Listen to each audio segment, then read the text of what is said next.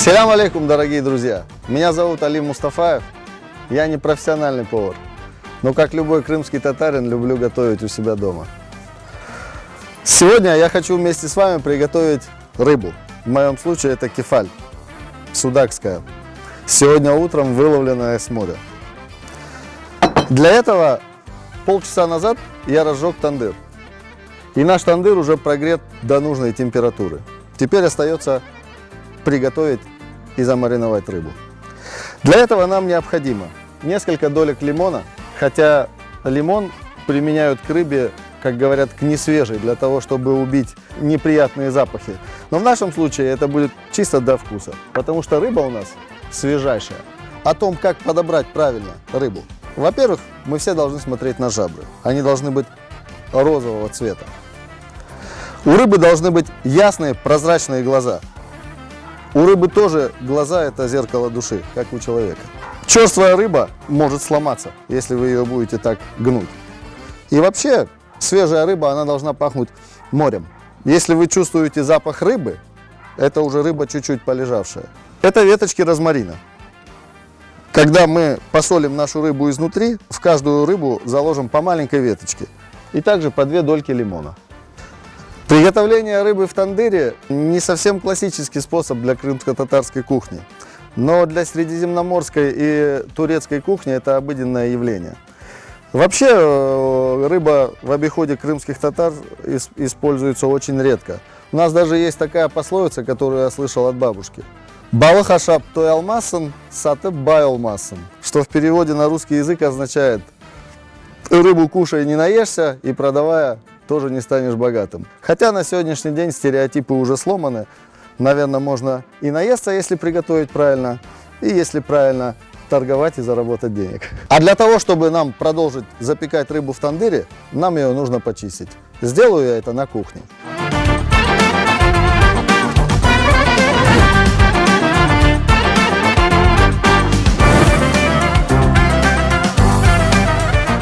А теперь, когда рыба почищена, мы можем продолжать дальше. Мы сняли с нее чешую, удалили внутренности, жабры, а также черную пленку, которая находится в полости. Это тоже нужно делать. Все очень просто. Мы солим рыбу, прокладываем ее лимоном и вкладываем веточку розмарина. Сейчас я это буду делать. Точно так же, если жарить рыбу на сковороде, ее можно очень обильно солить, потому что рыба берет столько, сколько нужно. Потом ее слегка обмывают и жарят. В нашем случае мы соль не жалеем, потому что у нас рыба не успеет пропитаться солью. Мы ее сразу поместим в тандыр. Вкладываем 2 дольки лимона вовнутрь и маленькую веточку розмарина. Хотя розмарин, говорят, что используется только при готовке мяса, но мы экспериментируем. Вот так будет выглядеть в законченном виде наша рыба. То же самое проделаем и с другими. Солим животик сверху, добавляем лимон и веточку розмарина. Есть очень много разных способов маринада для рыбы, но свежую рыбу можно испортить майонезами, разными сливками. Мы этого сегодня делать не будем.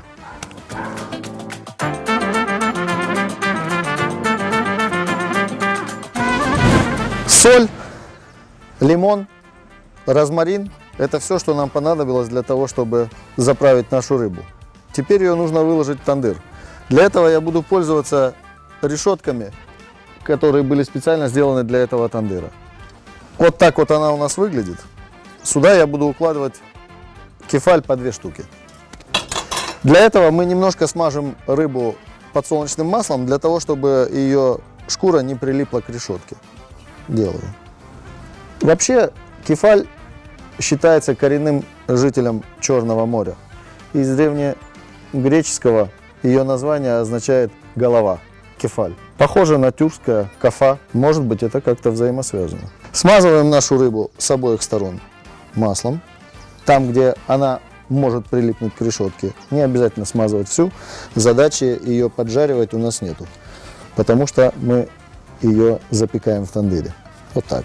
Каждую рыбку с обоих сторон. Готово. Выкладываем в решетку.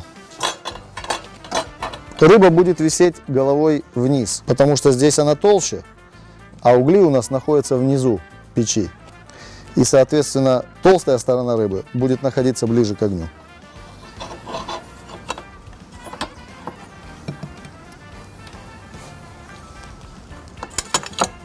Вот так. Первая готова. Точно так же поступаю со второй.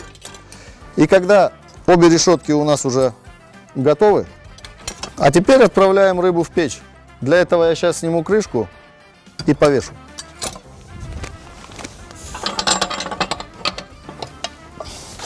Наш тандыр прогрелся, и его цвет изнутри стал характерно белым. Он в нужной температуре.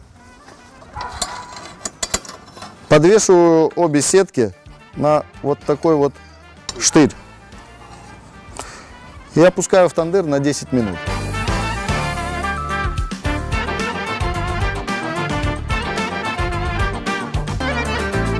Накрываем крышкой.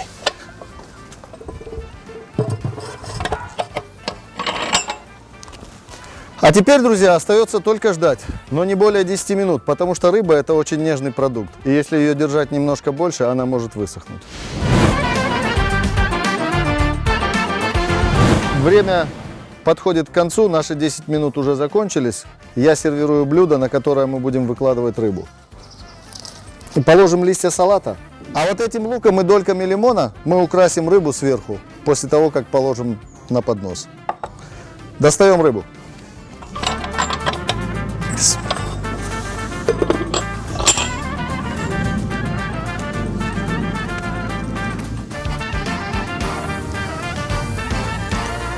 Наша рыба готова.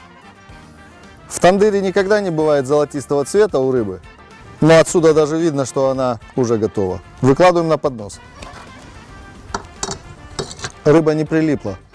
По одной я буду выкладывать на поднос. Достаем вторую. Теперь украсим луком и дольками лимона. Сверху буквально каждый себе найдет тот кусочек, который на него будет смотреть. Ну и лимон к рыбе.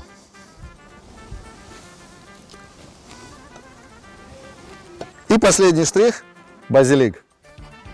Наша рыба готова. Аштат Лоусон, друзья.